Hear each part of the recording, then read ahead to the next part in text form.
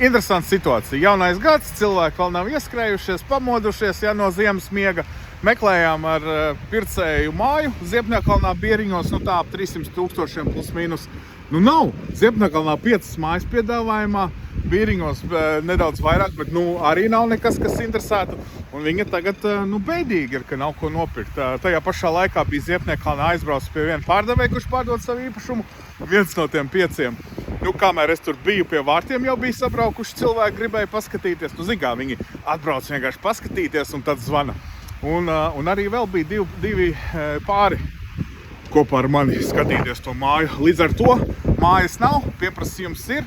Tāpēc, ja jūs domājat, ka tagad nelikšu sludinājumu, jo neviens nenopirks, tāpat tās nav aktivitāte. Nē, jūs varat būt pirmais, jūs varat ielikt, jūs varat ātri pārdot, jo konkurence ir maza. Uz jūsu māju būs liels pieprasījums, daudz nāks skatīties un viens arī nopirks. Ja tu gribi māju pārdot, bet negribi vēl likt to publiski sludinājumu portālos, varam darīt tā, ka tu sazinies ar mani. Es nepubliski varu piedāvāt tribus pircējiem, kuri pašlaik meklē īpašumus. Tā kā laiks pārdot, ja? Viss augsti. Čau!